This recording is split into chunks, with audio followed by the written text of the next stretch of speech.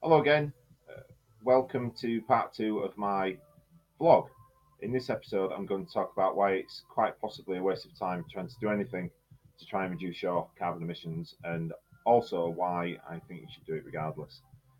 I started worrying about the environment about 10 years ago. I can't remember what sparked it off at the time. I do remember watching An Inconvenient Truth, the documentary made by Al Gore, and being terrified. I joined a group mainly consisting of old people, strangely, and we were working with the local council to try and get local people to reduce their carbon emissions by 20% every year. It was educational, and for a while it was quite motivating. The problem arose when I tried to get my friends, family, neighbours to take part in the scheme.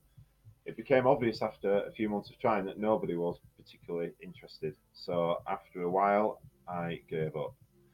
I didn't stop worrying about it, though, which meant I lived my life in a state of perpetual guilt. I knew that we were heading towards a tipping point beyond which the environment wouldn't be able to self regulate and the world could become largely uninhabitable. This state of internal tension continued paradoxically until late 2016 when Donald Trump was elected as President of the United States. He's a well known climate change denier and he resides in the pockets of his fossil fuel friends and cohorts.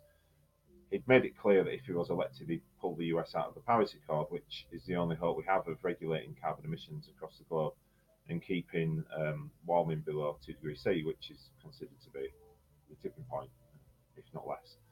Once he was elected, I thought to myself, well, if the majority of the population of the world's most powerful and influential country have voted for a man who's going to actively promote policies that will make things worse, then there's not really much point in me worrying about it. So for a while, I stopped worrying again, and it was actually quite cathartic, but it didn't go away. So to this year and this summer, and the heat waves, the wildfires, the droughts, city centres across the globe hitting 45, 50 degrees C during the day, it got me worrying again. I started reading about feedback loops and tipping points. I found the map that you probably can't see behind me, which is one prediction of what the world could look like with 4 degrees C of warming.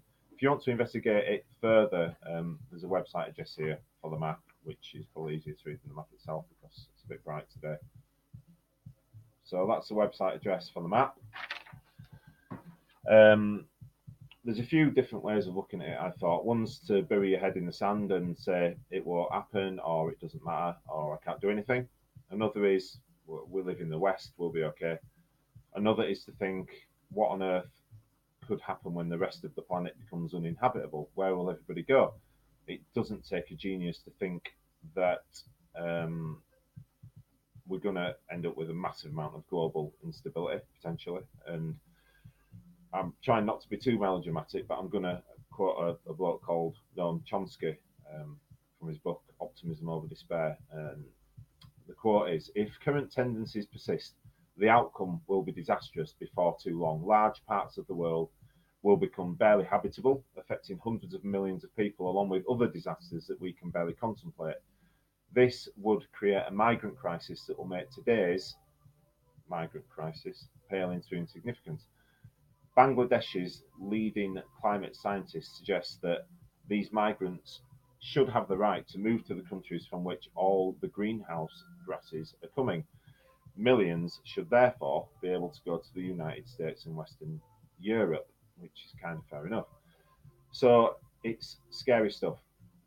Then I tried to be a bit more positive. I read about climate engineering, carbon capture, and solar radiation management, and I thought that could be a silver bullet.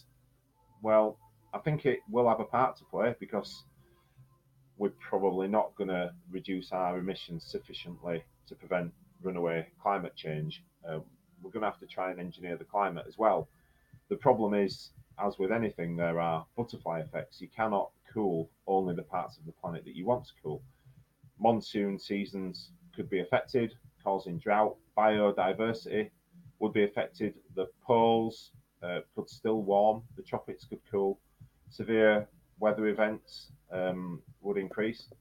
The conclusion I came to was okay, we're going to need to climate engineer, but anything we can do to mitigate the amount of intervention that might be required can only be a good thing. I also read some quite heartening articles. Many US states and large businesses are rejecting Donald Trump's stance and are working towards achieving the reductions that were agreed in the Paris Treaty. In the UK, we had our best ever year last year in terms of fossil fuel renewables mix for grid electricity, and it increases year on year, the renewables, that is. We lead the world in offshore wind generation, which I didn't know until recently. The UK government seems to be working quite hard towards reducing our emissions, challenging car manufacturers to produce electric and hybrid cars, um, making all our vehicles zero emission is a target. It's all good, but I must confess, after the Brexit vote, I thought the government would pretty much give up on the environment. However, I'm happy to be wrong, and so far that seems to be the case. So the government are making changes, bringing in policies that will improve the situation. However, policies and industry move quite slowly, and if we, the public, wait until we're forced to make improvements, it could be too late. I think we need to meet in the middle, kind of a top-down, bottom-up approach. We as individuals can make changes to our lifestyles almost immediately, and if enough of us did it, it would have a huge impact.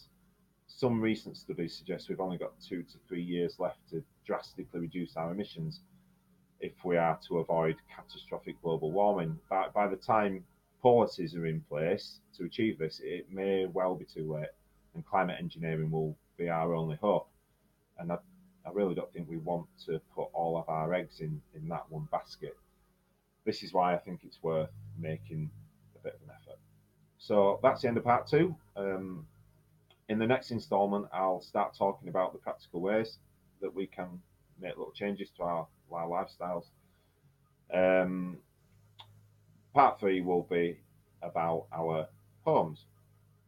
Thanks for listening, and goodbye.